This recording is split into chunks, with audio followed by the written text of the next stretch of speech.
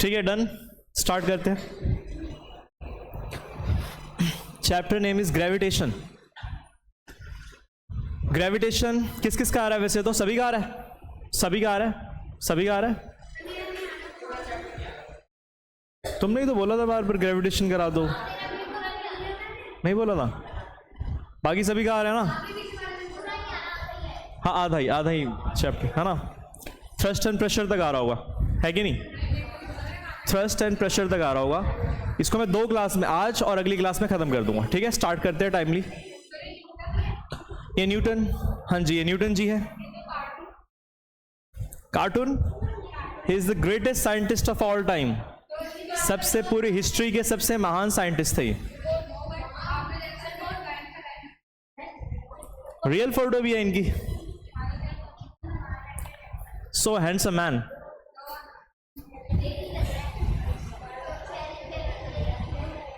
ठीक है, स्टार्ट करते हैं। वंश लेट हो रहे हो, चलो। तो ग्रेविटेशन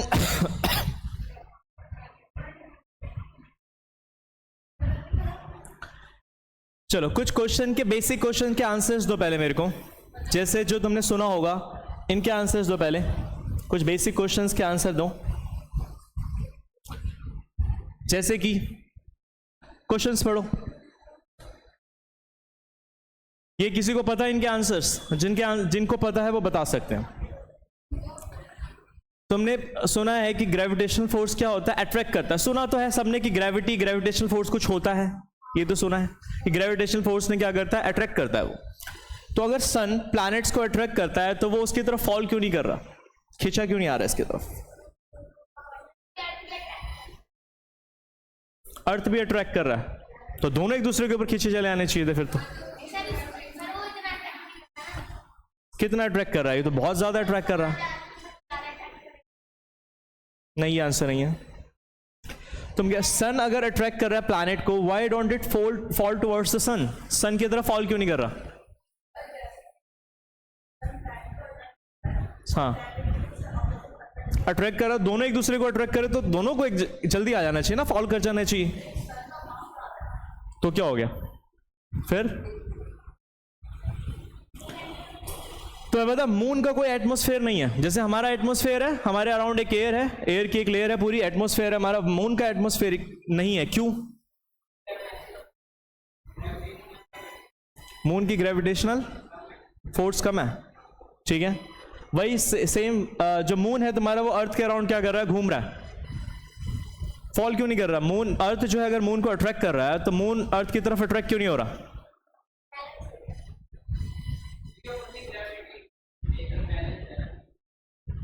ग्रेविटी बैलेंस्ड है। सेंट्रीपिटल फोर्स एक सही आंसर आया। अभिषेक, क्या होता है सेंट्रीपिटल फोर्स?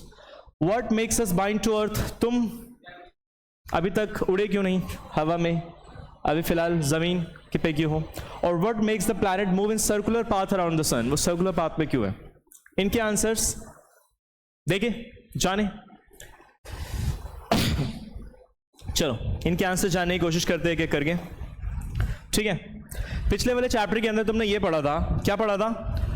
कि motion of objects in a straight line. सबसे पहले मोशन वाले चैप्टर में तुमने पढ़ा कि कोई भी ऑब्जेक्ट स्ट्रेट लाइन में मूव करती है तो मोशन में होती है। क्या क्या पढ़ा? फिर हमने देखा नेक्स्ट चैप्टर के अंदर हमने क्या पढ़ा था कि कोई ना कोई अनबैलेंस्ड फोर्स क्या होता है? चाहिए होता है। किस चीज के लिए?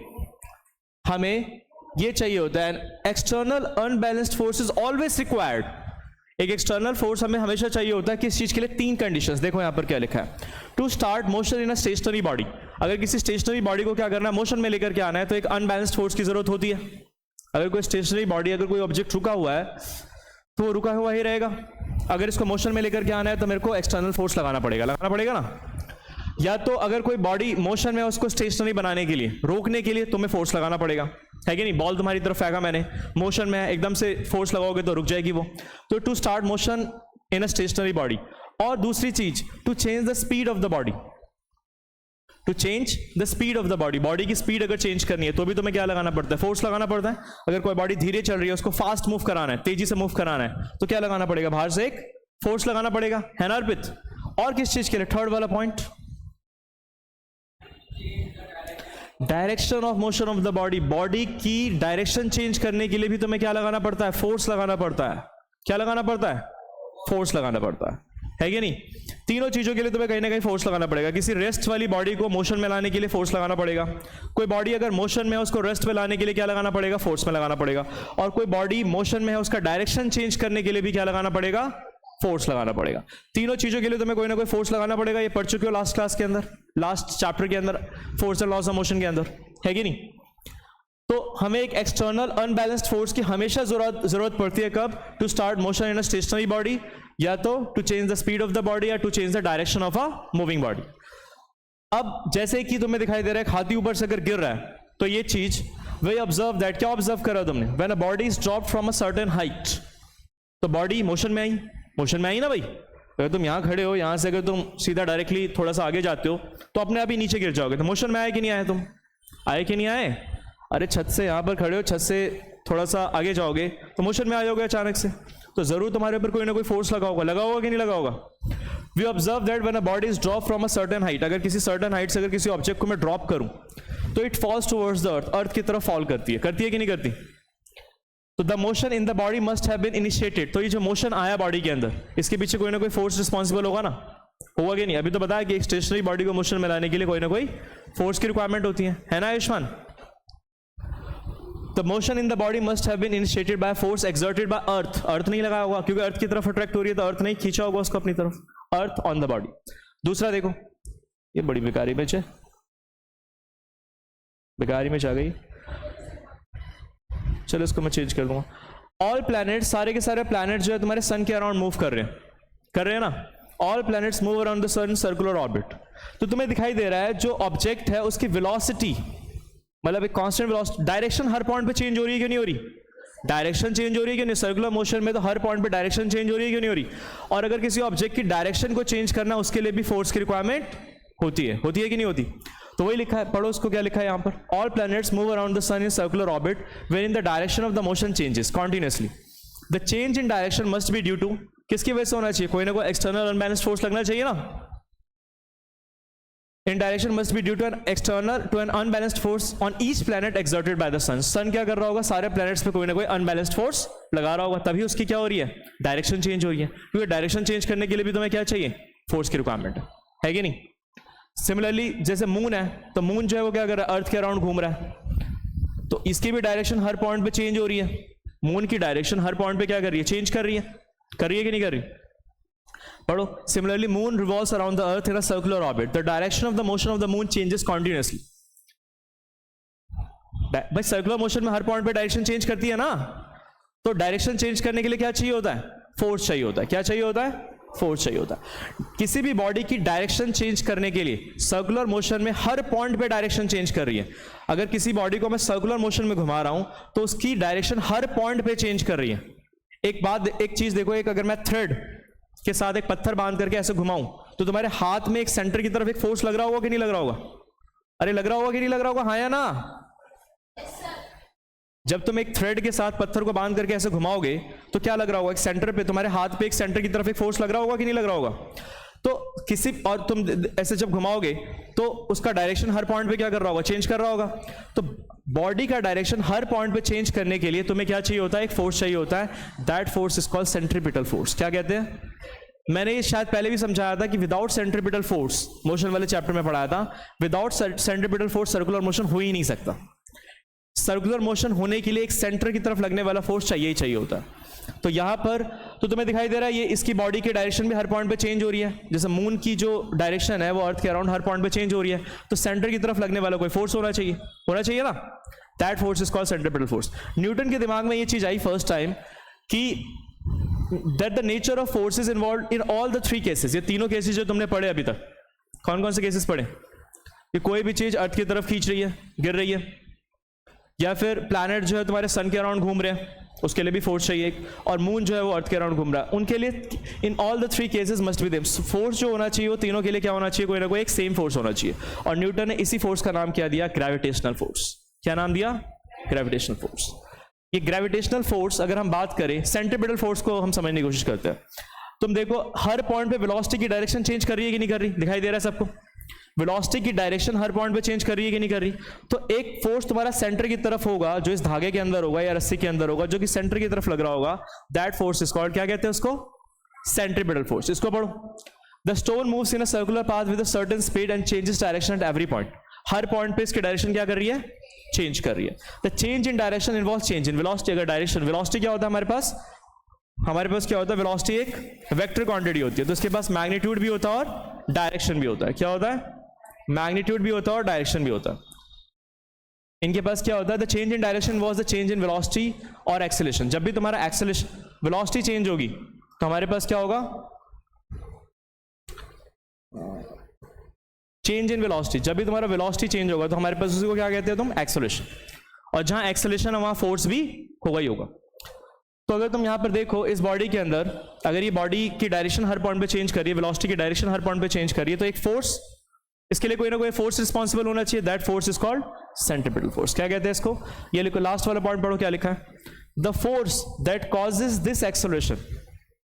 एक्सेलरेशन किसकी वजह से हो रही है, वेलोसिटी का मैग्नीट्यूड सेम है लेकिन डायरेक्शन तो हर पॉइंट पे चेंज कर रही है कि नहीं कर रही, अरे कर रही है कि नहीं कर रही, समझ में आ रहा है, आ रहा है समझ में सभी को।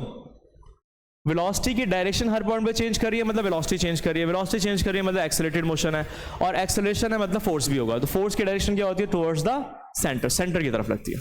क्या लगती है, सेंटर की तरफ। और उसी फोर्स को क्या कहते हैं, जो सेंटर की तरफ जो लगने वाली फोर्स होती है उसी को क्या कहा जाता है, सेंट्रीपिटल फोर्स। क्या बोला जाता है, पढ़ो इसको देखो, सेंट्रीपिटल फोर्स।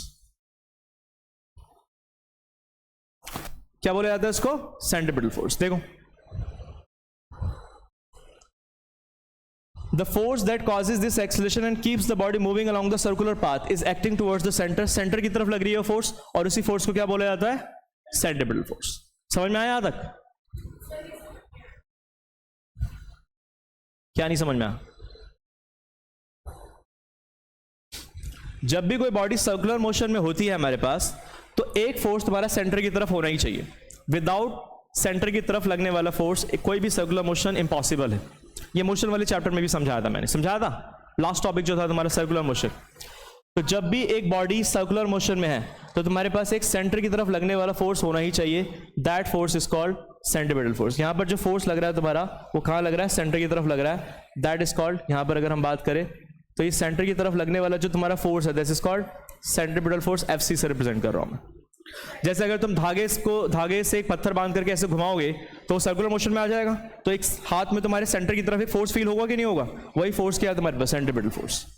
तो सेंटर की तरफ लगने वाला जो फोर्स होता है दैट इज सेंट्रीपिटल फोर्स। अगर कोई बॉडी सर्कुलर मोशन में है, सर्कुलर मोशन में, तो डायरेक्शन वेलोसिटी की हर पॉइंट पे चेंज कर रही है, और हर पॉइंट पे अगर वेलोसिटी की डायरेक्शन चेंज कर रही है मतलब वो एक्सेलरेटेड मोशन है, क्योंकि वेलोसिटी का डायरेक्शन चेंज होना मतलब एक्सेलरेशन, और एक्सेलरेशन है तो कोई ना कोई फोर्स भी होगा। वो कौन सा फोर्स है हमारे पास, सेंट्रीपिटल फोर्स। समझ में आया नहीं आया। जैसे अगर हम बात करें यहां पर, इसको पढ़ लिया, देख लो इसको। जैसे कि जो तुम्हारे प्लैनेट्स हैं, सारे के सारे जो प्लैनेट्स हैं वो सन के अराउंड क्या कर रहे हैं, रिवॉल्व कर रहे हैं। प्लैनेट जो है सारे के सारे सन के अराउंड क्या कर रहे हैं, रिवॉल्व कर रहे हैं, सर्कुलर मोशन में है ना सारे के सारे। तो इनको सर्कुलर मोशन में रखने के लिए कौन सा फोर्स रिस्पॉन्सिबल है, सेंट्रीपिटल फोर्स। इनको सेंटर में रखने, इसको सर्कुलर मोशन में रखने के लिए कौन सा वाला फोर्स रिस्पॉन्सिबल है हमारे पास, सेंट्रीपिटल फोर्स। जैसे सपोज ये कोई सा भी प्लैनेट ले लेते हैं, ये वाला प्लैनेट अगर तुम्हारे पास सर्कुलर मोशन में है तो सेंटर की तरफ लगने वाला कोई फोर्स रिस्पॉन्सिबल होगा, that force is centripetal force. Centre की तरफ, ये इसके अराउंड ही घूम रहे हैं ना, इसके अराउंड ही घूम रहे हैं ना सारे के सारे प्लैनेट्स। एक सेकंड, चला गया। ये सारे के सारे प्लैनेट्स इस सेंटर के, ये जैसे ये ऑब्जेक्ट है इस सेंटर के अराउंड घूम रहा है ना, इस सेंटर के अराउंड, तो सेंटर की तरफ लगने वाला जो फोर्स है, सेंटर है इसकी तरफ लगने वाला जो फोर्स होता है, this is called centripetal force. और फिर मैंने इसके साथ एक और भी चीज बताई थी कि सेंट्रीपिटल फोर्स अपने आप में कोई फोर्स नहीं होता, जो फोर्स सेंटर की तरफ लग रहा होता है वो सेंट्रीपिटल फोर्स बन जाता है। सेंटर की तरफ लगना फोर्स क्या होता है, जैसे अगर कोई ऑब्जेक्ट यहां पर, ये सारे के सारे प्लैनेट्स, ये जैसे ये ऑब्जेक्ट घूम रहा है तो सेंटर की तरफ एक फोर्स फील हो रहा होगा तुम्हें, नहीं हो रहा होगा। हाथ में एक धागा बांधो, उसको घुमाओ, तो कुछ फोर्स नहीं लगेगा तुम्हारे हाथ पे, सेंटर पे। तो जो सेंटर की तरफ जो तुम्हारा फोर्स लग रहा होगा दैट इज सेंट्रीपिटल फोर्स। यहाँ पर सेंटर की तरफ जो फोर्स जा रहा होगा दैट इज सेंट्रीपिटल फोर्स। वही क्या होगा तुम्हारा, सेंटर की तरफ जो फोर्स लग रहा होगा दैट इज सेंट्रीपिटल फोर्स। ये जो फोर्स लग रहा है दिस इज सेंट्रीपिटल फोर्स। क्या कहते हैं इसको, centripetal force, the force acting towards centre. ये लिखा हुआ है डेफिनेशन तो इसकी, the force that causes this acceleration and keeps the body moving along the circular path. किस में मूव कराती है, सर्कुलर पाथ। सिंपल से लैंग्वेज में समझो कि एक स्टेटमेंट कह रहा हूं, विदाउट, यहां पर लिख देता हूं मैं, विदाउट सेंट्रीपिटल फोर्स। अब सेंट्रीपिटल फोर्स क्या होता है, अगर कोई बॉडी सेंटर एक सर्कुलर मोशन में घूम रही है तो without centripetal force circular motion is impossible.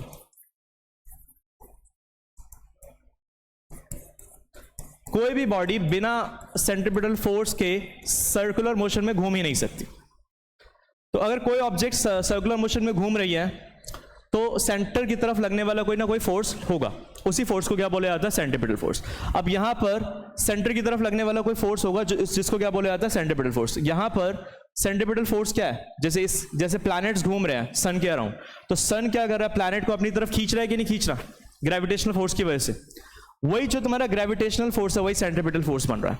वही क्या करा रहा है, इसकी डायरेक्शन हर पॉइंट पे चेंज करा रहा है।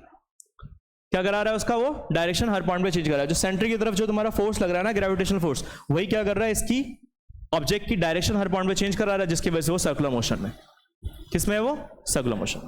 ये समझे कि नहीं समझे, हाँ इतना समझ में आया नहीं आया, ये बताओ। अबे यार ये कौन से चल रहा है, हाँ ये सेंट्रीपिटल फोर्स, सेंटर की तरफ लगने वाला जो फोर्स होता है that is called centripetal force. ठीक है, अब न्यूटन ने ये बताया था कि वो तीनों जो हमारे पास केसेस थे, ये वाला कि जो मून है वो किसके अराउंड घूम रहा है, अर्थ के अराउंड, या जो प्लैनेट्स है किसके अराउंड घूम रहा है, सन के अराउंड, या तो ये जो हाथी है ऊपर से जो गिर रहा है वो किसकी वजह से गिर रहा है। इन तीनों केसेस के लिए तुम्हारे पास एक ही फोर्स रिस्पॉन्सिबल है, और इसी फोर्स को उसने क्या नाम दिया, ग्रेविटेशनल फोर्स। क्या नाम दिया, ग्रेविटेशनल फोर्स। अब इसके ऊपर जब उसने स्टडी करना स्टार्ट किया तो उसको पता चला कि ग्रेविटेशनल फोर्स है ना, यूनिवर्सल फोर्स है। कैसा फोर्स है ये, यूनिवर्सल फोर्स है। यूनिवर्सल मतलब पूरे यूनिवर्स में अप्लाई होता है ये फोर्स। ये फोर्स पूरे यूनिवर्स में अप्लाई हो रहा है। ये कैसा फोर्स है हमारे पास, यूनिवर्सल फोर्स है। अब इसके लिए उसने क्या दिया, एक लॉ दिया, this is called universal law of gravitation. पढ़ो, रीड करो, रीड करो, फिर इसको मैं एक्सप्लेन करता हूं।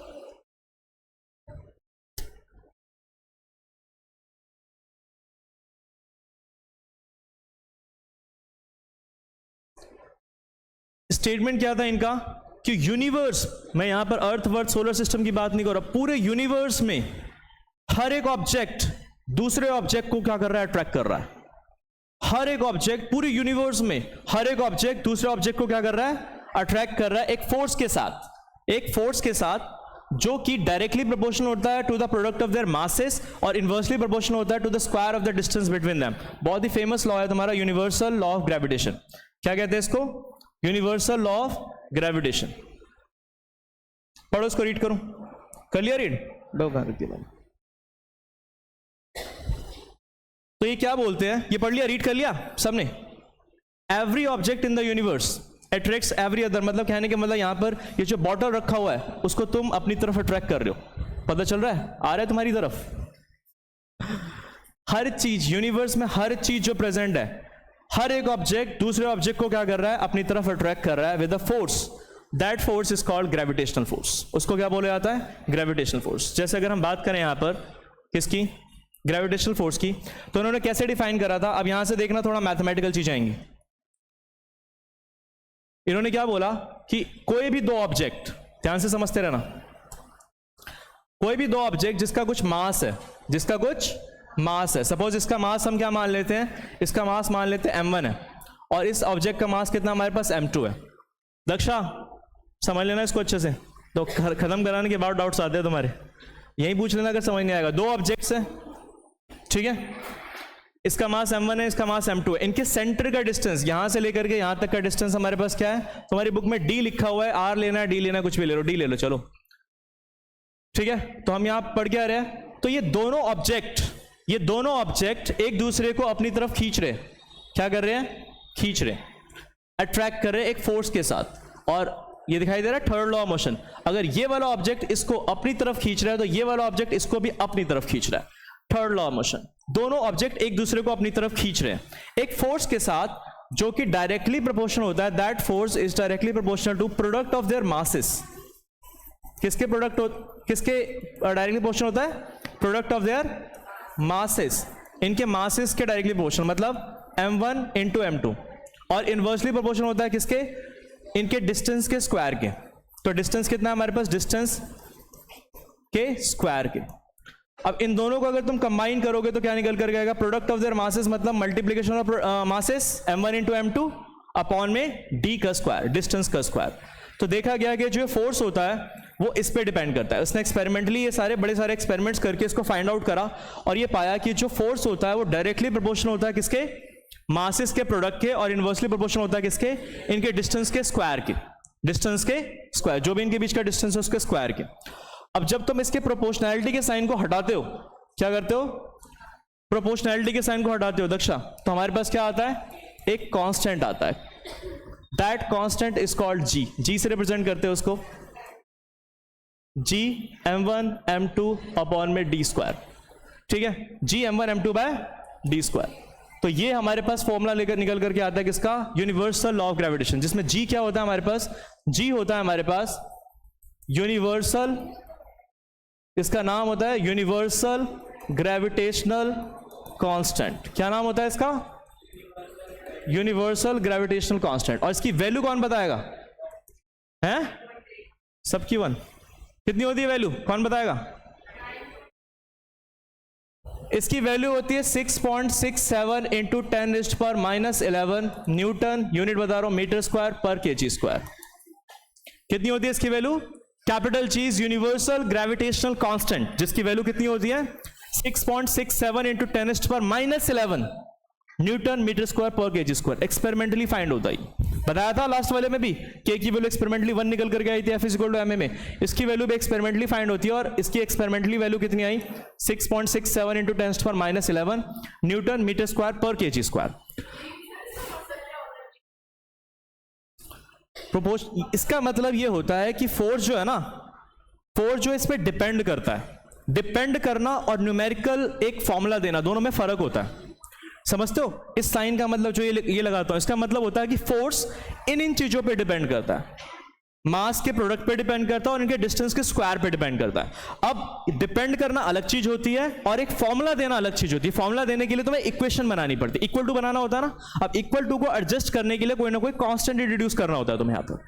वो कांस्टेंट, तुम इसकी कांस्टेंट की वैल्यू फिर एक्सपेरिमेंटली फाइंड करी जाती है, कुछ एक्सपेरिमेंट्स करके हमें फाइंड पता चलता है। और यहां से जी की वैल्यू कितनी निकल करके आई 6.67 इंटू 10⁻11 न्यूटन। अच्छा, फोर्स की यूनिट क्या होती है, न्यूटन, ये मीटर का स्क्वायर मीटर स्क्वायर, और मास की यूनिट क्या होती है KG into KG, KG square divide में आ जाएगा तो पर केजी स्क्वायर। तो ये हमारे पास आ गया क्या, न्यूटन मीटर स्क्वायर पर केजी स्क्वायर। इसको बोला जाता है यूनिवर्सल ग्रेविटेशन कांस्टेंट। यूनिवर्सल क्यों बोला जाता है इसको, चाहे यही ये same formula F equal to G m1 m2 by D square, इसी फॉर्मूले से तुम्हारे रॉकेट्स लॉन्च होते हैं, इसी फॉर्मूले को बेस बना करके तुम्हारे रॉकेट्स लॉन्च होते हैं। सैटेलाइट जो घूम रहा है प्लैनेट्स के अराउंड, हजारों सैटेलाइट्स घूम रहे हैं अर्थ के अराउंड, उसको लॉन्च करने के लिए यही फॉर्मूला यूज होता है। अगर कहीं एलियंस एग्जिस्ट कर रहे होंगे ना, जो कि कर ही रहे होंगे 100% श्योर है, वो भी सेम फॉर्मूला यूज कर रहे होंगे।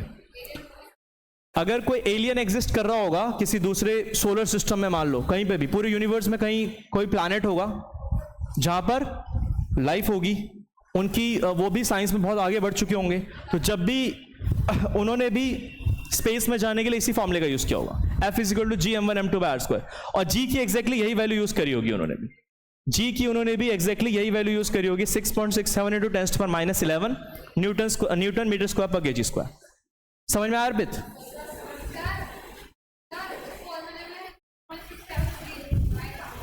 हाँ, वैल्यूज तो उसकी और भी जाती है, तुम्हें राउंड ऑफ याद करनी है। 6.67 क्वेश्चंस में तो तुम्हें बोल देगा 6.7 यूज करो, ठीक है, ठीक है।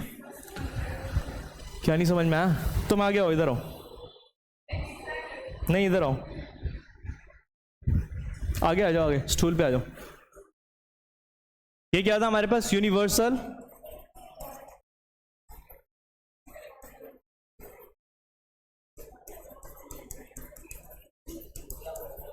बाकी बताओ, सबको समझ में आया? हाँ हाँ पूछो। ये फॉर्मूला, ये न्यूटन भाई साहब बोल करके गए थे कि पूरी यूनिवर्स में हर एक ऑब्जेक्ट दूसरे ऑब्जेक्ट को क्या कर रहा है? अट्रैक्ट कर रहा है। समझ में आ रहा है? हर एक ऑब्जेक्ट, मतलब तुम यहां पर बैठे बैठे किसको? मून को अट्रैक्ट कर रहे हो। तुम यहां बैठे बैठे, मैं प्रूफ कर सकता हूं इस चीज को, तुम यहां बैठे बैठे तुम सन को अट्रैक्ट कर रहे हो। तुम यहां बैठे बैठे तुम किसी दूसरी गैलेक्सी में किसी दूसरे प्लैनेट को अट्रैक्ट कर रहे हो अपनी तरफ। फैक्ट है ये। तो इस पूरे यूनिवर्स में हर एक ऑब्जेक्ट दूसरे ऑब्जेक्ट को क्या कर रही है? अट्रैक्ट कर रही है। ठीक है, जैसे जैसे डिस्कस करेंगे आगे चैप्टर में और चीजें समझ में क्लियर होनी स्टार्ट हो जाएंगी। तो इस पूरे यूनिवर्स में हर एक ऑब्जेक्ट दूसरे ऑब्जेक्ट को क्या कर रहा है? अट्रैक्ट कर रहा है एक फोर्स के साथ। फोर्स मतलब अट्रैक्शन क्या है? हमारे पास एक फोर्स है ना भाई। तो एक फोर्स के साथ उस फोर्स की वैल्यू क्या होती है वो इसने न्यूटन ने दिया, वो बताया कि जो फोर्स की जो वैल्यू होती है, जैसे तुम किसको अट्रैक्ट कर रहे हो? किसी भी दूसरे पर्सन को या किसी भी दूसरे मून को अट्रैक्ट कर रहे हो, तो दोनों के बीच में फोर्स ऑफ अट्रैक्शन कितना होगा? तो सपोज ये तुम हो, ये मून है, तो तुम मून को कितने फोर्स से अट्रैक्ट कर रहे हो? तुम्हारा मास m1 है, मून का मास m2 है, तुम दोनों के बीच में डिस्टेंस कितना है? d है। तो तुम क्या कर रहे हो? मून को अपनी तरफ खींच रहे हो, मून तुम्हें अपनी तरफ खींच रहा है। कितने फोर्स के साथ खींच रहा है? तो वो जो फोर्स है वो that is directly proportional to the product of their masses. इनके मासेस के डायरेक्टली प्रोपोर्शनल है। ये समझ में आती है? ये चीज समझ में आ रही है आरुषि? कि इन दोनों का masses, product of their masses, मतलब m1 इंटू m2। मासेस, इसका मास m1 है, इसका मास m2, इनके मास का प्रोडक्ट, और इनवर्सली प्रोपोर्शनल होता है इनके डिस्टेंस के स्क्वायर के। इनका बीच का डिस्टेंस कितना है? d है ना, तो d के स्क्वायर के। इसका मतलब होता है फोर्स जो है इन पे डिपेंड करता है। अब इस प्रोपोर्शनैलिटी के साइन को जब तुम हटाते हो तो तुम्हें कोई कांस्टेंट इंट्रोड्यूस करना होता है। यहां पर जो कांस्टेंट है उसको g बोलते हैं, g से रिप्रेजेंट करते हैं, और इसका नाम होता है यूनिवर्सल ग्रेविटेशनल कांस्टेंट, जिसकी एक्सपेरिमेंटली वैल्यू फाइंड करी गई है 6.67 इंटू 10⁻11 न्यूटन मीटर स्क्वायर पर केजी स्क्वायर यूनिट होती है इसकी। समझ में आया ऋषि? कुछ ये फॉर्मूला समझ में आया? तो तुम्हारा पहला फॉर्मूला यही है, g m1 m2 by d square. m क्या होता है? m1 क्या होता है हमारे पास? Mass of first object. m2 क्या होता है? Mass of second object. और d क्या होता है हमारे पास? इनके बीच का डिस्टेंस। और ये जो g की वैल्यू होती है ये पूरे यूनिवर्स में कांस्टेंट है, पूरे यूनिवर्स में कांस्टेंट है। जैसे मैंने बताया कि ये जो वैल्यू है g की, ये एलियंस भी यही यूज कर रहे होंगे। अगर कहीं एलियंस होंगे और उन्होंने साइंस इतनी पढ़ ली होगी तो वो भी इसी फॉर्मूले का यूज कर रहे होंगे स्पेस में जाने के लिए। F is equal to gm1 m2 by square. g की एक्जैक्टली यही वैल्यू यूज कर रहे होंगे 6.67 इंटू 10⁻। अब हो सकता है उनकी लैंग्वेज अलग हो, कुछ अलग हो, वो सब चीज अलग है, लेकिन अगर वो उन्होंने साइंस डेवलप कर रखी होगी इतनी ज्यादा, तो वो एक्जैक्टली इसी वैल्यू का यूज कर रहे होंगे 6.67 इंटू 10⁻11। समझ में आया? अलग से पूछना तुम, ठीक है? जैसे अगर हम यहां पर बात करें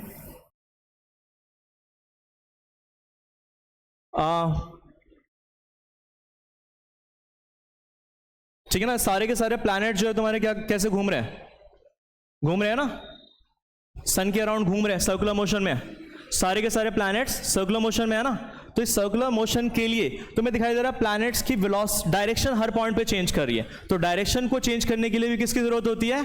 फोर्स की जरूरत होती है। That force is called, circular motion के अंदर that force is called centripetal force. क्या कहते हैं उसको?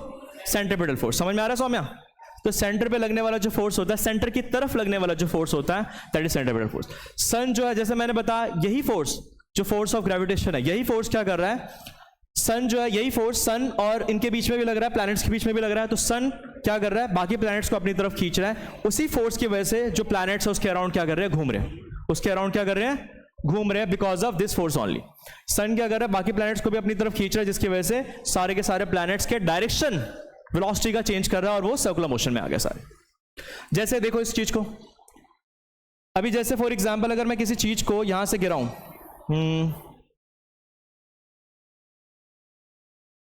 चलो अगर मैं किसी चीज को यहां इतने हाइट से गिराऊं तो ऑब्वियस सी बात है वो क्या करेगा? नीचे गिर जाएगा, गिर गया। ट्रेसेस एड मून जूम कर देते, थोड़ा पूरा ही जूम है, ठीक है? देखो अब ध्यान से समझना कि जो तुम्हारे प्लैनेट्स है वो इसके अराउंड घूम कैसे रहे। ये कब घूमना कब स्टार्ट हुआ होगा?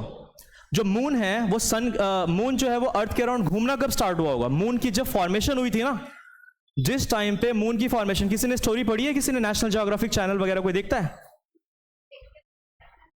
पढ़ा नहीं है, देखा है? तो जो तुम्हारा मून है वो कभी ना कभी अर्थ का ही पार्ट था। कोई एस्ट्रॉयड आया, अर्थ से टकराया, अर्थ का एक छोटा सा पार्ट उठ करके चला गया किसमें, वही मून बन गया स्पेस में और वही उसके अराउंड चक्कर लगा रहा है। आज तो मैं करवाते हो इसको बनाते हुए दिखाता हूं। जैसे ये मून है, ये मून मान के चल लेते हैं अर्थ का ही पार्ट है। किसका पार्ट है? अर्थ का ही पार्ट है। अब इसको अगर मैं डायरेक्टली गिराऊंगा ना, अभी मून को हटा देते हैं, पहले इसको समझते हैं। एप्पल को अगर मैं डायरेक्टली गिराऊंगा तो डायरेक्टली नीचे गिर जाएगा, गिर जाएगा। तो एप्पल डायरेक्टली गिर रहा है नीचे because of the gravity, gravitational force की वजह से अर्थ क्या कर रहा है, एप्पल को अपनी तरफ खींच रहा है। कभी हुआ क्या होगा, कोई एस्ट्रॉयड आया होगा, ध्यान से सुनना भाई, मून ऐड कर रहा हूं, कोई एस्ट्रॉयड आया होगा, एस्ट्रॉयड समझते हो ना, ऊपर जो बड़े एस्ट्रॉयड्स मीटरॉयड्स आते हैं, एस्ट्रॉयड आया होगा, अर्थ से टकराया होगा, अर्थ से टकराने के बाद इसको क्या करा होगा, इसको ये वाली वेलोसिटी दे दी होगी इसने, और ये इसके अराउंड क्या आ रहा है, घूमे जा रहा है, जैसे दिखाई दे रहा है। अगर मैंने ज्यादा ही वेलोसिटी दे दी, अब इस पे डिपेंड करता है तुमने कितनी वेलोसिटी दी इसको, कहां से रीसेट। अगर मैं क्या कर दूं, इसको यहां से इतनी वेलोसिटी दे दूं तो इसके अराउंड क्या करेगा, ये घूमता ही रहेगा। नहीं रुक जाओ,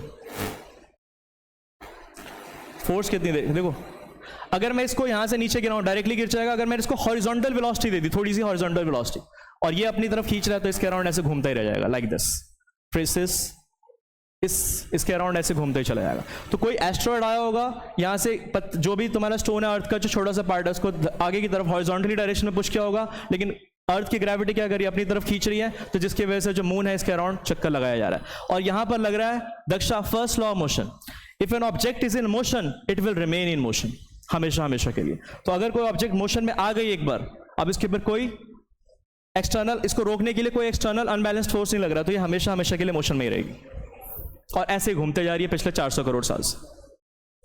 कुछ समझ में आया तुम्हें कुछ? अंकिता, हाँ, ये क्या पीछे कौन है, ये तुम्हारा चैप्टर नहीं आ रही है? तुम्हारा भी नहीं आ रहा? किस किस का नहीं आ रहा ये? चलो तीनों का नहीं आ रहा, कोई नहीं, जब आएगा दोबारा देख लेंगे, वैसे ही डाल दूंगा यूट्यूब पे। ये समझ में आया तुम्हें दक्षा, या नहीं आया अभी? ये समझ में आया नहीं आया? नहीं आया कि अगर मैं इस ऑब्जेक्ट को अगर डायरेक्टली नीचे गिराऊं, मून हटा रहा हूं, एप्पल को नीचे गिराऊं तो डायरेक्टली नीचे गिरेगा, हाँ। तो ये सारे जो तुम्हारे सोलर सिस्टम वगैरह की जो फॉर्मेशन हुई है ना, बिग बैंग के टाइम पे हुई थी। बिग बैंग सुना है? पूरे यूनिवर्स की फॉर्मेशन जो थी वो बिग बैंग के टाइम पे हुई थी।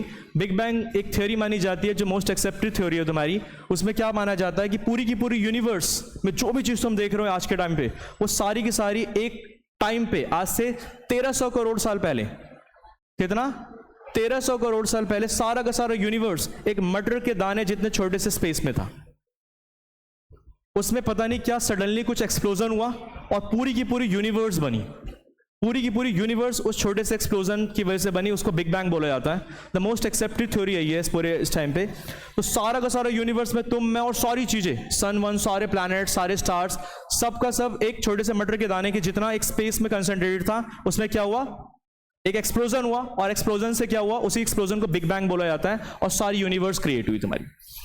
तो उसी टाइम पे तुम्हारे सारे के सारे प्लैनेट्स वगैरह बने बिकॉज ऑफ द ग्रेविटी। इसी फोर्स की वजह से सारे प्लैनेट्स क्या हुए, पास में आए, और पास में आने के बाद सर्कुलर मोशन में, सर्कुलर अर्थ वगैरह सारे बने और सर्कुलर मोशन में घूमना स्टार्ट कर रहे हैं। अगर ये इसको नीचे गिरा रहा हूँ डायरेक्टली, अगर मैं इसको थोड़ा सा फोर्स दे दूँ ऐसे, तो इधर गिरेगा। जैसे अगर तुम्हें पता है अर्थ गोल है, तो मान के चल लेते हैं अगर तुम्हारा प्लैनेट यहाँ पर है और तुम्हें किसी के ऊपर मिसाइल लॉन्च करनी है, यहाँ देखना भाई, फिजिक्स सी लगती है उसके पीछे भी। तुम्हारा जो प्लैनेट, जो तुम्हारा कंट्री है, मान के चल लेते हैं यहाँ पर है नॉर्थ पोल पे, और तुम्हें साउथ पोल पे किसी के ऊपर अटैक करना है, मान के चलो पाकिस्तान वहां पर है, तो कैसे अटैक करोगे? अगर तुम्हें मिसाइल यहां से यहां भेजना है, कैसे भेजोगे? ग्रेविटी का यूज लोगे इसमें। जैसे अगर तुम यहां से डायरेक्टली नीचे गिराते हो, तो ये मान के चल लेते हैं मिसाइल है, डायरेक्टली नीचे गिरता है तो ऐसे गिरेगा। अगर मैं इसको थोड़ा सा हॉरिजॉन्टल फोर्स दे देता हूं तो कहां गिरेगा? यहाँ पर। अगर मैं थोड़ा सा इसको हॉरिजॉन्टल फोर्स दे देता हूं आगे की तरफ, तो देखो ये ऐसे गिर रहा है यहाँ पर। अब वो कितनी हॉरिजॉन्टल फोर्स देनी है कि सच दैट वो आकर के यहाँ गिरे, उसकी कैलकुलेशंस करी जाती है। और सच दैट जैसे मिसाइल होता है तो यहाँ से मैंने लॉन्च किया, वो जा करके यहाँ गिर रहा है। समझ में आ रहा है अर्पित? आ रहा है? नहीं आ रहा? देखो ये थोड़ी सी, अगर मैं इसको हॉरिजॉन्टल फोर्स दे दूं इधर के डायरेक्शन में, तो ये गिर के यहाँ गिरेगा। समझ रहे हो, अर्थ गोल है ना, तुम यहाँ से सीधा सैटेलाइट वो यहाँ से मिसाइल भेजते हो, जा करके वो इसी तरह से हॉरिजॉन्टल इसको, जैसे यहाँ से जाने के बाद वो ऐसे जाती है और ऐसे जाने के बाद डायरेक्टली देखो, अगर ज़्यादा ही दे दोगे तो इसके अराउंड घूमना स्टार्ट कर देगा, अगर ज़्यादा फोर्स दे दिया तुमने तो वो सैटेलाइट बन जाएगा। और सैटेलाइट क्या होते हैं, जो अर्थ के अराउंड रिवॉल्व करते हैं, they are called as satellite. तो ऐसे घूमता रहेगा ये इसके अराउंड। हाँ, तुम थोड़ा सा दिमाग तो यूज करो। ये इस डायरेक्शन में मैंने भेजा, अब इसको फील करो, इस डायरेक्शन में मैंने इसको वेलोसिटी दी, लेकिन अर्थ तो इसको इस डायरेक्शन में खींच रहा है, नहीं खींच रहा। मैं यहां से इसको ऐसे फेंकूंगा, लेकिन ये अर्थ इसको इस डायरेक्शन में खींच रहा है, तो इसके अराउंड घूमना स्टार्ट कर देगा ऐसे, समझे। अब ये फोर्स नहीं लगा रहा होता, ग्रेविटेशनल फोर्स नहीं लगा रहा होता, तो किसी चीज को इधर फेंकता तो उधर ही चला जाता, लेकिन ये क्या कर रहा है, अर्थ अपनी तरफ खींच रहा है उसको, तो इसके अराउंड क्या करना स्टार्ट कर देगा, उसका डायरेक्शन चेंज कर रहा है, इसके वजह से ये सर्कुलर मोशन में आ जाएगा।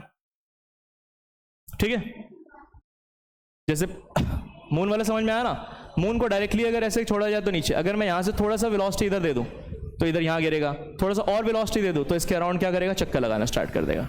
यही हो रहा है, मून क्या कर रहा है, इसके अराउंड चक्कर लगा रहा है। समझ में आया, समझ में आया अर्पित। नेक्स्ट देखो आगे, तो ये फोर्स का फॉर्मूला हमारे पास आता है Gm1m2/d², जिसकी G की वैल्यू कितनी होती है हमारे पास 6.67 × 10⁻11 न्यूटन मीटर स्क्वायर पर kg स्क्वायर। कोई दिक्कत यहां तक, कितना बताओ पहले, क्या नाम है तुम्हारा, गोपेश, समझ में आया पक्का।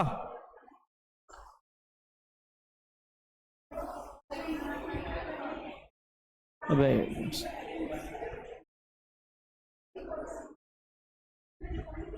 अच्छा, इसका आंसर दो। जैसे अभी मैंने बताया कि फॉलिंग एप्पल, अगर एप्पल फॉल कर रहा है, अभी देखा जो हमने यहां पर एक्सपेरिमेंट, यहां पर इस जगह, अगर जैसे मैंने यहां पर इसको रिसेट करते हैं, नून को हटाओ, अगर ये एप्पल को अर्थ अट्रैक्ट कर रहा है तभी तो नीचे गिरा, तो क्या एप्पल ने भी अर्थ को अट्रैक्ट करा अपनी तरफ, करा कि नहीं करा, करा ना। अगर अर्थ ने एप्पल को अट्रैक्ट करा अपनी तरफ, दिखाई दे रहा भाई, तो क्या एप्पल ने भी अर्थ को अट्रैक्ट करा एप्पल ने भी अर्थ को अपनी तरफ अट्रैक्ट करा, ट्रू और फॉल्स।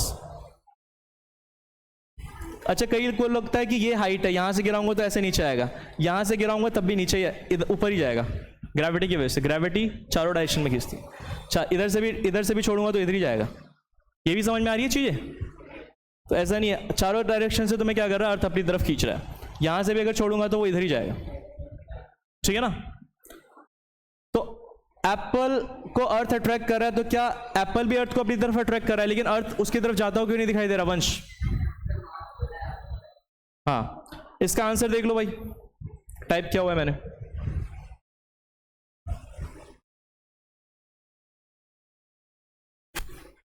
पढ़ो क्या लिखा है। Falling apple is attracted towards earth. Does the apple attract the earth? If so, we do not see the earth moving towards an apple. Why? पढ़ो।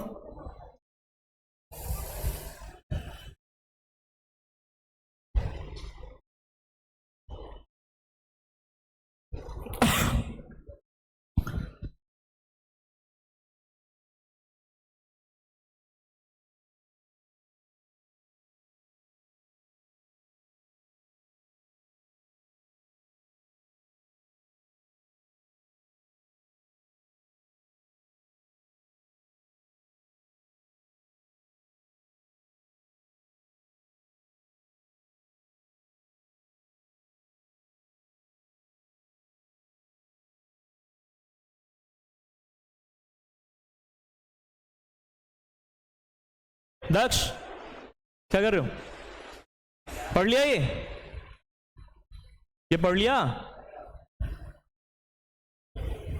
According to the third law of motion, the apple does attract the earth, apple भी क्या कर रहा है, अर्थ को attract कर रहा है। But according to the second law of motion, for a given force, अगर फोर्स तुम्हारे पास कांस्टेंट है, जो तुमने पूछा था, अगर फोर्स कांस्टेंट है और एक्सेलरेशन जो होता है इनवर्सली प्रोपोर्शनल टू किसके होता है, मास के, अगर मास ज्यादा होगा तो एक्सेलरेशन क्या होगा, कम होगा। तो अर्थ का मास क्या है, बहुत ज्यादा होता है, तो वो उसकी तरफ अट्रैक्ट होता हुआ नहीं दिखाई देगा तुम्हें। एप्पल का मास बहुत कम है तो उसका एक्सेलरेशन बहुत ज्यादा होगा, तो एप्पल तुम्हें अर्थ की तरफ अट्रैक्ट होता हुआ दिखाई देता है। मतलब जितने फोर्स से एप्पल खींच रहा है इसको अपनी तरफ, उतने ही फोर्स से, सेम फोर्स से कौन खींच रहा है यहां पर, ये। जैसे फोर्स ऑन एप्पल, जैसे यहां पर मैं बना लूं, ये एप्पल अगर इसकी तरफ अट्रैक्ट हो रहा है तो इसका मास ऑफ एप्पल, और ये इसकी तरफ एक्सेलेरेट हो रहा है एपी, एक्सेलेरेशन ऑफ एप्पल, और ये हमारे पास क्या है, मास ऑफ अर्थ, और ये है एक्सेलेरेशन ऑफ अर्थ। ये दोनों हमेशा हमारे पास क्या होते हैं, इक्वल होते हैं। क्या होते हैं, इक्वल। तो यहां पर एम मास इंटू एक्सेलेरेशन होता है ना, फोर्स ऑन एप्पल हमारे पास क्या लग रहा है ये, और फोर्स ऑन अर्थ क्या लग रहा है हमारे पास ये। तो force on apple is equal to force on earth. इसका मास कितना हमारे पास, mass of apple into acceleration of apple, और यहां पर mass of earth into acceleration of earth. अब सिंस तुम्हारे पास क्या बताना, इसका अगर मैं रेशियो निकालूं, यहां कर रहा हूं वाइट से, अगर मैं यहां पर रेशियो निकालूं, mass of apple into acceleration of apple is equal to, देखते रहना भाई, mass of apple into acceleration of apple is equal to mass of earth into acceleration of earth. Mass of apple upon में ये mass of earth divide में ले लिया, is equal to acceleration of earth upon में acceleration of apple. अब तुम्हारे पास क्या given है कि मास ऑफ एप्पल, एप्पल का जो मास होता है वो क्या होता है, बहुत ज्यादा कम होता है मास ऑफ अर्थ से। एप्पल का जो मास होता है अर्थ के मास से क्या होता है, कम होता है। तो अगर ये रेशियो लेस देन 1 है तो ये रेशियो भी क्या होगी, लेस देन 1 होगी ना। सो हमारे पास एक्सेलेरेशन ऑफ अर्थ क्या होगा, एक्सेलेरेशन ऑफ एप्पल से ये पी लिखना है ना यहाँ पर, चलो जो भी है, इससे क्या होगा, बहुत कम होगा। तो हमारे पास एक्सेलेरेशन ऑफ अर्थ जो होगा बहुत कम होगा, किससे, एक्सेलेरेशन ऑफ एप्पल्स। समझ में आ रहा है। तो अर्थ इसकी तरफ अट्रैक्ट होता हुआ दिखाई नहीं देगा, एप्पल जो है अर्थ की तरफ अट्रैक्ट होता है। क्लियर है भाई, अभिषेक क्लियर है, पढ़ो इसको एक बार देख लो। सिमिलरली सन और ये अर्थ और सन मून दोनों एक दूसरे को अट्रैक्ट कर रहे हैं, लेकिन मून का मास बहुत कम है, तो मून, अर्थ जो है मून की तरफ एक्सेलेरेट होता हुआ दिखाई नहीं देता, अर्थ जो है इसकी तरफ एक्सेलेरेट हो रहा है, जिसकी वजह से क्या कर रहा है, वो घूम रहा है इसके अराउंड। क्या कर रहा है, घूम रहा है। जो मून है वो इसके अराउंड घूम रहा है, किसकी वजह से, इसी फोर्स की वजह से, ग्रेविटेशनल फोर्स की वजह से। ठीक है, देखो वही वाला एग्जांपल है जो मैंने बताया था, अर्थ तुम्हें अट्रैक्ट कर रही है तो तुम भी अर्थ को क्या कर रहे हो, अट्रैक्ट कर रहे हो। ठीक है, आयुष्मान खुराना पढ़ो इसको यार, रीड करो।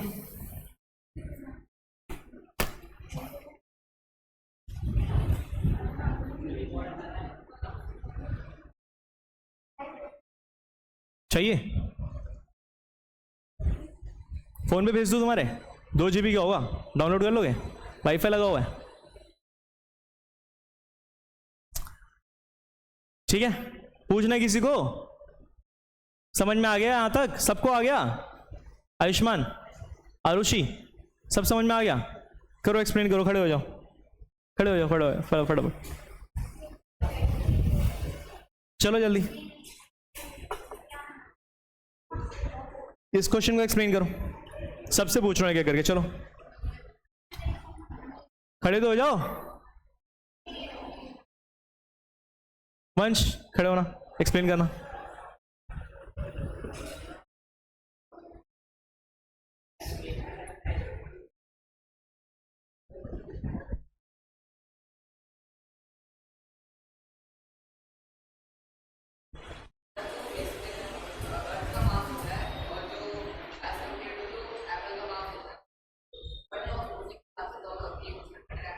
इक्वल फोर्स के साथ,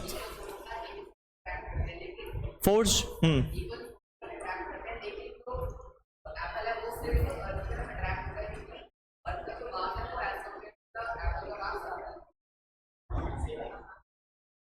अर्थ का मास ज्यादा है तो एक्सेलेरेशन कम होगा, है ना। इन दोनों का प्रोडक्ट अगर कांस्टेंट है, मास और एक्सेलेरेशन का प्रोडक्ट अगर कांस्टेंट है, तो एक चीज अगर तुम्हारे पास ज्यादा होती है तो दूसरी चीज क्या होगी, कम होगी। मैंने ये चीज पहले भी समझाई थी, जैसे हमारे पास 20 इज इक्वल टू कितना होता है, 1 इंटू 20। अगर एक चीज 1 इंटू 20 20 के बराबर है, अगर मैं एक चीज को बढ़ाता हूं, इसको 2 करता हूं, तो इसको क्या करना पड़ेगा, कम नहीं करना पड़ेगा। ये बड़ा हमारे पास, ये सपोज मास है और ये हमारे पास एक्सेलरेशन है और ये फोर्स है, तो अगर हमने मास को बढ़ाया तो एक्सेलरेशन क्या हो जाएगा, अपने आप ही कम।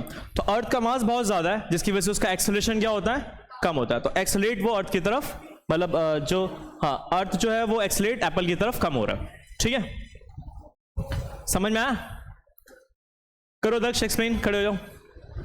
अपनी लैंग्वेज में खड़े हो जाओ, एक्सप्लेन करो। हैं? पता नहीं क्या कर रहे हो आजकल? नींद आ रही है आजकल? और क्या चल रहा है? और क्या चल रहा है? नींद के सुन लिया मैंने, और क्या चल रहा है? अबे पढ़ाई में क्या चल रहा है गधे? पढ़ाई में क्या कर रहे हो? साइंस में क्या पढ़ा, मैथ्स में क्या पढ़ा, ये पूछ रहा हूं। क्या पढ़ा साइंस में? ये पढ़ लिया तब भी नहीं बता रहे। क्या पढ़ा साइंस ग्रेविटेशन वाले चैप्टर में? अबे तुम्हें हिंदी नहीं आती क्या? मैं जो भी पूछता हूँ ट्रांसलेशन उधर पूछते हो तुम। हाँ अभी बोल रहे हो तुम ग्रेविटेशन पढ़ा है। मैंने क्या पढ़ा ग्रेविटेशन में?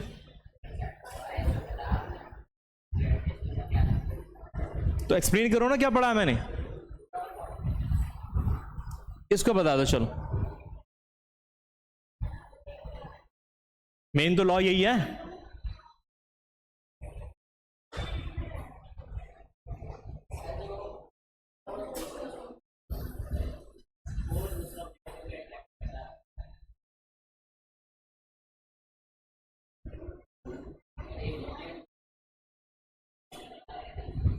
आगे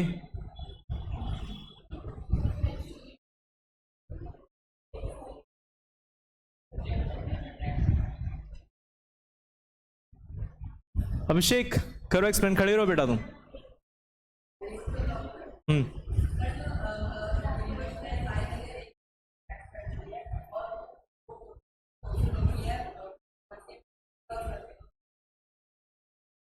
फॉर्मूला क्या निकल करके आता है फिर? प्रोपोर्शनैलिटी के साइन को हटा दे तो क्या निकल करके आता है? जी। और जी की वैल्यू क्या होती है? Universal gravitation constant. ऐसे एक्सप्लेन करते हैं। नहीं आती इंग्लिश हिंदी कुछ भी? हाँ कहाँ क्या बोला तुमने? हर ऑब्जेक्ट अट्रैक्ट करता है, बस इतना ही था? है इस क्वेश्चन का आंसर दो सारे, बैठ जाओ। Six the mass of earth is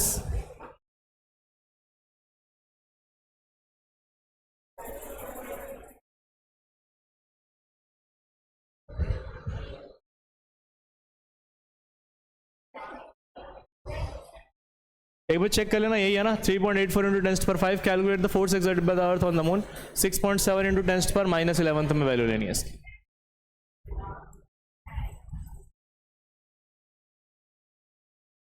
ठीक है आंसर निकालना इसका फटाफट। फॉर्मूला लगाओ दक्षा, निकालो आंसर। कहानी सुन करके चले जाते हो बस, यहां पर करो। हाँ है मेडिकल क्या बोल रहे हो? मेडिकल क्या? न्यूमेरिकल्स, न्यूमेरिकल्स बोल रहे हो? हाँ न्यूमेरिकल्स करो। F is equal to GM1m2/d²। बस फॉर्मूला लगाना है। कैलकुलेशन तुम्हारी बचपन से स्ट्रांग है सारे, है ना? फटाफट करो। The mass of earth is this, the mass of moon is this. दोनों एक दूसरे और उनके बीच का डिस्टेंस दे रखा है तुम्हारे पास। दोनों एक दूसरे को कितने फोर्स से अट्रैक्ट कर रहे हैं वो निकालना है। निकाल दो, निकाल दो सारे।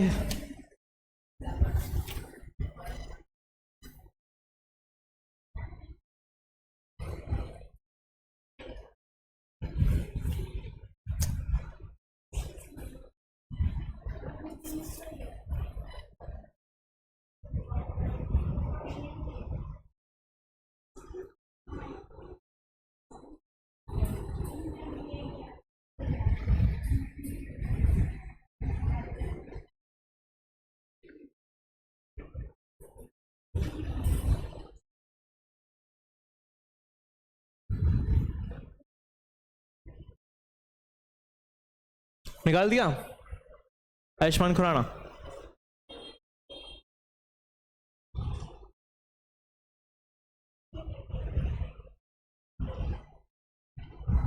तो मेरे पास ये गिवन है,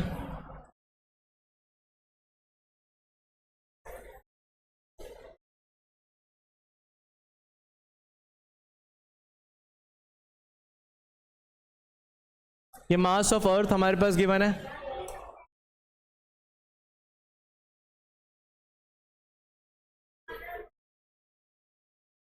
मास ऑफ मून गिवन है 3 पॉइंट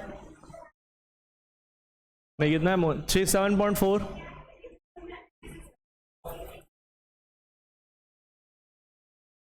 और इनके बीच का डिस्टेंस गिवन है 3.84 इंटू 10⁵ किलोमीटर है। तो हमें फोर्स निकालना है दोनों के बीच में, अर्थ है और ये मून है।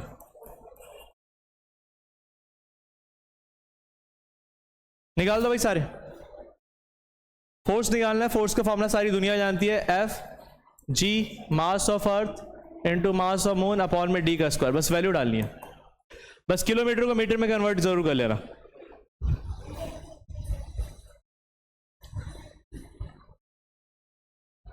कितना है अभिषेक?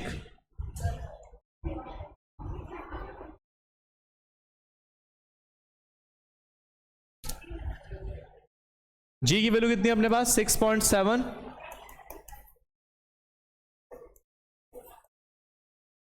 इंटू 10⁻11। मास ऑफ अर्थ कितना है हमारे पास? 6 इंटू 10⁻24। मास ऑफ मून कितना हमारे पास? 7.4 इंटू 10⁻22, और डिस्टेंस का स्क्वायर 3.84। ये किलोमीटर में है भाई, इसको मीटर में कन्वर्ट कर लेना। 3.84 इंटू 10⁵, इसको 1000 से मल्टीप्लाई करोगे तो 10⁸ मीटर आ जाएगा। 10⁸ इसका स्क्वायर कर लोगे ना? चैंपियंस हो सारे कैलकुलेशन के। हाँ, आधे घंटे तक तो आ ही जाएगा, आधे घंटे में तो आ ही जाएगा सबका। नहीं आयुष्मान? आयुष्मान पहले ले आएगा, उससे 29 मिनट में ले आएगा। दक्ष निकाल के बताओ बेटा आंसर। चलो कैलकुलेटर से बना लो, बना लो। फोन लेके नहीं घूम रहे तुम? हैं? नहीं घूम रहे?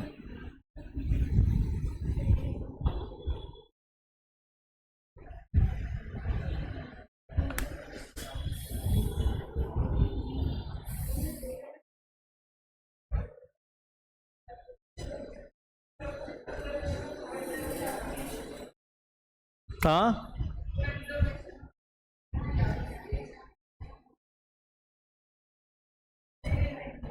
ये हो गया, ये हो गया, ये चैप्टर, ये क्वेश्चन हो गया।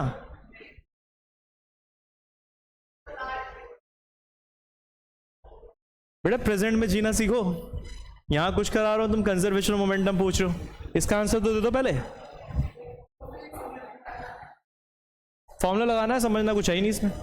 जी की वैल्यू गिवन है, मास ऑफ अर्थ गिवन है, मास ऑफ मून गिवन है, दोनों के बीच का डिस्टेंस गिवन है, इसको स्क्वायर करके आंसर निकालो।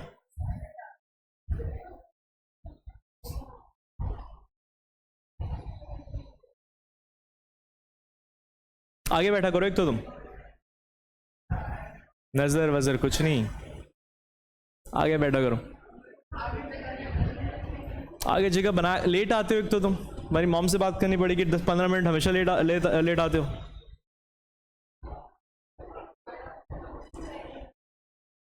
हाँ अंकिता आ गया आंसर? अभिषेक आया किसी का आंसर? वंश है यार, हैं?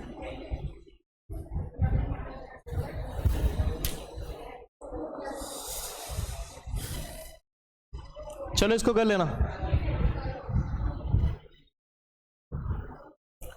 अच्छा यहां पर इतना ही रखते, वैसे इतना ही रखते। यहां तक क्या दिक्कत है? किसी को दिक्कत है तो बताओ, मैं एक बार रिवाइज करा देता हूं, क्विक रिवीजन, ठीक है? हाँ बस इतना ही रखते हैं। खड़े हो जाओ, क्या नाम है पीछे जो भी हो, खड़े हो जाओ, खड़े हो जाओ। हाँ दक्षा, हाँ ग्रेविटेशन चैप्टर है, चैप्टर का नाम इस ग्रेविटेशन। चैप्टर नंबर कौन सा है वो भी बता दो। चैप्टर 9, 10 है, 9 या 10 जो भी है, ठीक है। ये छोड़ो, मैंने यहाँ पर कुछ स्टेटमेंट बताई थी। इस स्टेटमेंट का मतलब, नहीं खड़े होकर के बताओ, थोड़ा सा एक्टिव रहोगे। हाँ, इसका दिखाई दे रहा है वहां से? हाँ, इसको एक्सप्लेन करो, क्या बोला था?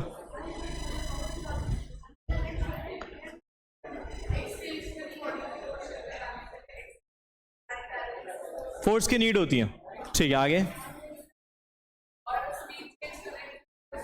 ठीक है। ये भी तुमने लास्ट वाला भी बोला, डायरेक्शन चेंज करने के लिए भी फोर्स की जरूरत होती है।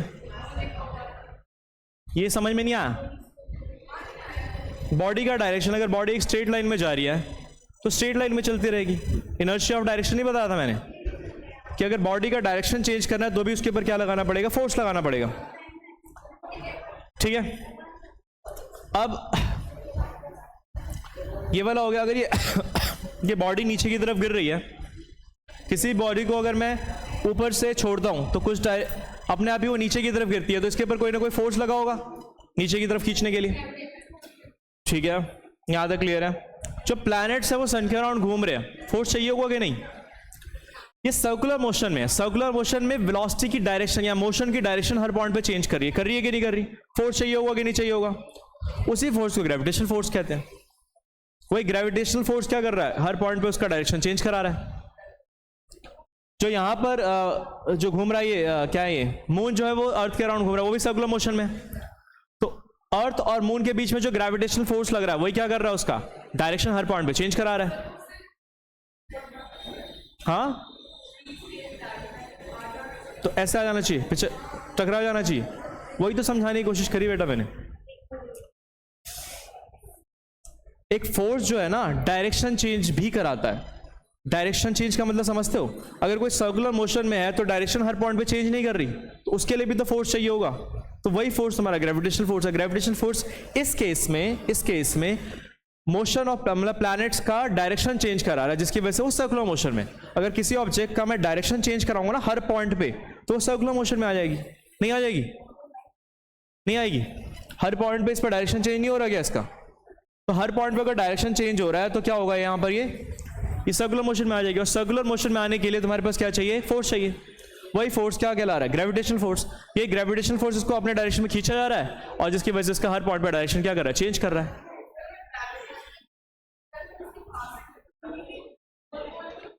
अरे डायरेक्शन चेंज कराने में यूटिलाइज हो रहा है, नहीं समझते इस चीज को तुम? उसको डायरेक्शन चेंज कराने में फोर्स यूटिलाइज हो रहा है, खींचने में नहीं हो रहा। खींचेगा तब जब मैंने बताया भी था तुम्हें। अभी सारी इतनी चीजें लेकर के आता हूं, बाकी जगह कहाँ क्या ही समझोगे फिर तुम? इतने सारे टेक्नोलॉजी के साथ नहीं समझ रहे। अगर इसको सीधा गिराऊंगा तो नीचे आ जाएगा, जो तुम बोल रहे हो। ग्रेविटेशनल फोर्स की वजह से इसको सीधा, या इसको छोड़ो, मून को छोड़ो, ये रहा। मून को अगर सीधा गिराऊंगा तो खिंच के आ जाएगा यहाँ पर ही।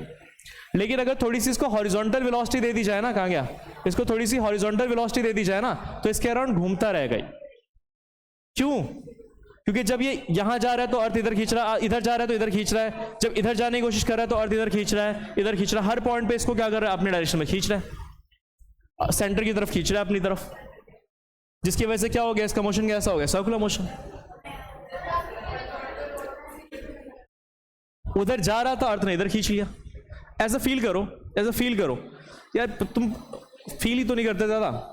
एक पत्थर है, उसको मैं यहां पर बांध करके रख रहा हूं, ठीक है ना? उसको मैं ऐसे फेंकूंगा, ऐसे, ठीक है? फील करो यहां पर, जैसे मैंने किसी इसके साथ ऑब्जेक्ट के साथ एक थ्रेड के साथ एक पत्थर को बांध दिया। मैं इसको अगर ऐसे फेंकूंगा ना, तो तुम्हें क्या लगता है? सीधा चला जाएगा या ऐसे घूम जाएगा सर्कल में? वही तो बता रहा हूं। क्यों? क्योंकि सेंटर की तरफ एक फोर्स लग रहा है, वो थ्रेड ने क्या कर रखा है? उसको अपनी तरफ फोर्स लगा करके रखा हुआ है पत्थर को। तो जैसे मैं इधर फेंकूंगा तो क्या करेगा? वो उसको सर्कुलर मोशन में घुमा देगा। जैसे हॉरिजॉन्टल मैंने इसको फोर्स, हॉरिजॉन्टल वेलोसिटी दी, अर्थ ने इसको अपनी तरफ खींच लिया। देखो इधर, यहां देखो, सपोज हमारे पास क्या है?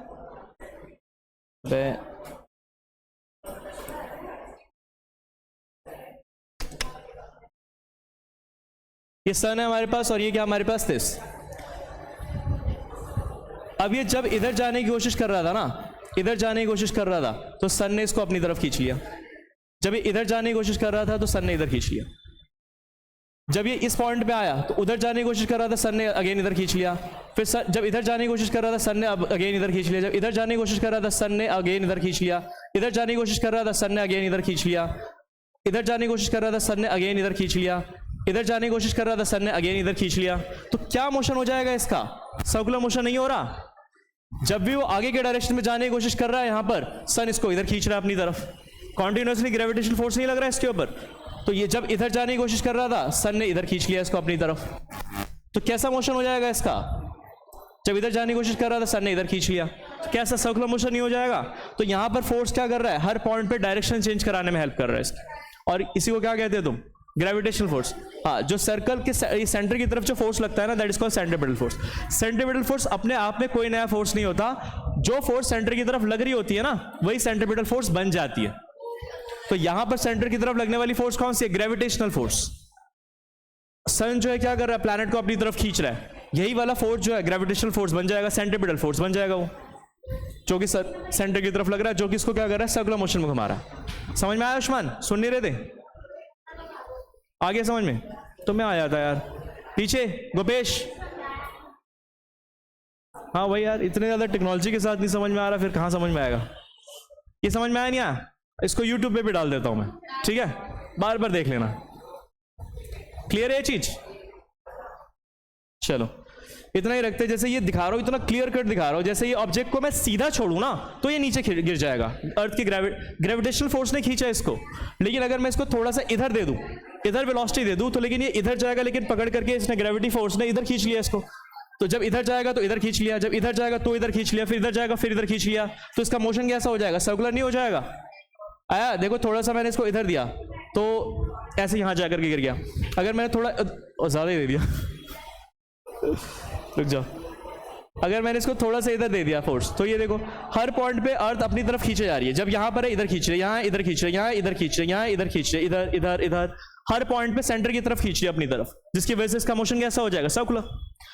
वही जो फोर्स है, जो ग्रेविटी फोर्स है, इसका डायरेक्शन हर पॉइंट पे चेंज करा रही है, जिसकी वजह से कौन से मोशन में आ जाएगी? Circular motion.